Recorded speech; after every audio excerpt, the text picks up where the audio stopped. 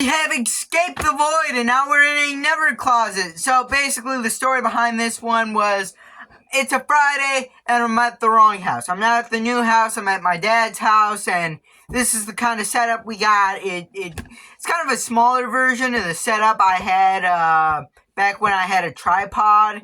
It was in a few notable videos, but anyways, this is the kind of thing I slapped together for the Kyle experience, alright? So yeah, big thing that's happening today is it's snowing outside. I'm not going to turn the camera around because that's too much effort. I don't really want to do that. It's snowing outside. Been enjoying the time off school. Also, I did that. I went to school this week. There were some funny moments. There were some unfunny moments. A lot of boredom. Fighting, trying not to go to sleep. I actually recorded this episode once before, but then my annoying niece and nephew came in here to rudely interrupt me. But now, I'm back. I'm recording this episode. Let's go. Some topics, some video teasers, I guess. I do this a lot. Briefly cover some stories that will later be covered in their full videos, or maybe just some minor updates to some stories I've already talked about. Not really deserving of their own video, but kind of slapdashed in here. First up, Nick A30. The situation I was right about before the common consensus agreed with me. Basically, if you don't know, Nick A30 allegedly scammed a kid, which he didn't. He didn't. By super chats. It was kind of a stupid situation on the face of it. I made a video calling it basically a nothing burger. Got a little pushback maybe. Then, when his response came out, everyone else was like, yeah, wow, this was stupid. And the kid was actively malicious. See, if you don't know, you can send, messages with donations. And he featured his messages in the video he made against Nick A30.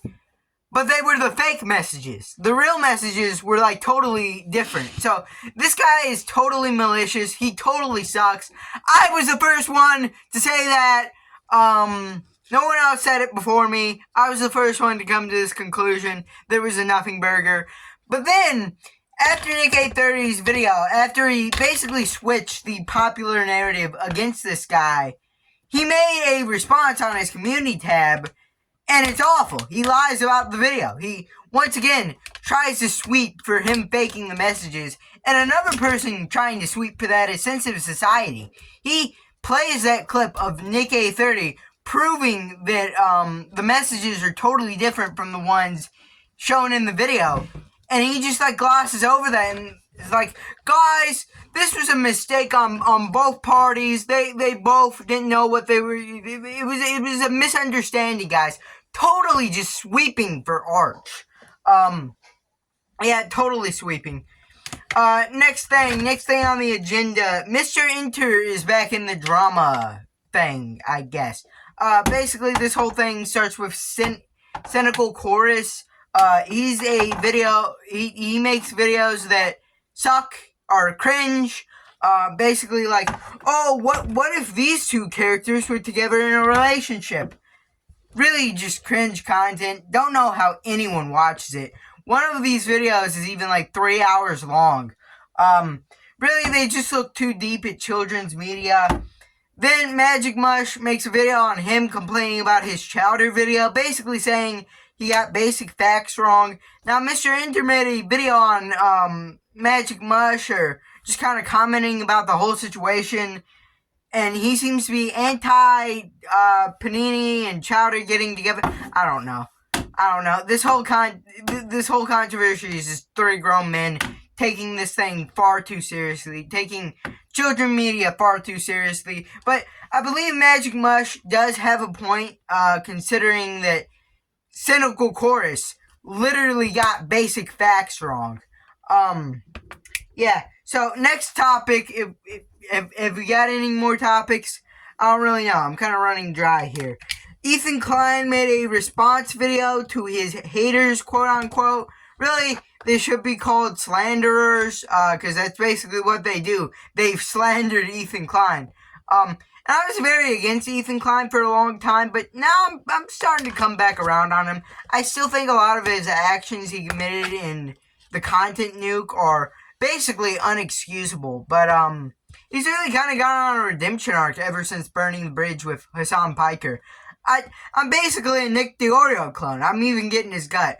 But yeah, I think H3H3's on a little bit of a redemption arc right now. And he continued this redemption arc by exposing his critics. Exposing, like, there's this fat girl that tried to expose him. He exposed her back, made fun of her stupid video, which promoted a long debunk allegation. I didn't even cover the Mia's Rhetoric, that's the name, video she made on Ethan Klein. That thing sucks. It literally promotes one of the stupidest points that King of Nothing had against H3. And he also debunked the short man's allegations against him. There's this little short guy, probably not even taller than this desk, that went on his show, and like I believe two of his co-hosts made some jokes at his expense, so he went on a TikTok